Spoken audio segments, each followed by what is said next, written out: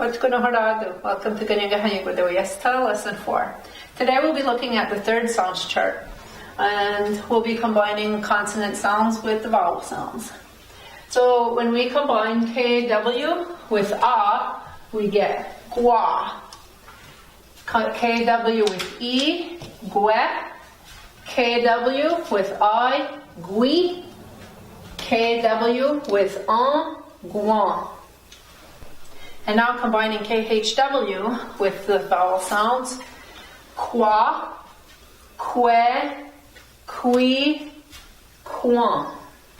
And now combining TS with the vowel sounds, za, ze, zi, zo, zan, zum. And now we'll combine TSH with the vowel sounds, ca, ce, so, tsum, tsum. And now we will use sounds from the third sounds chart to make words. Our first sound is tse, as in gatse. Gatse, gatse. And our next word is godzum. Godzum.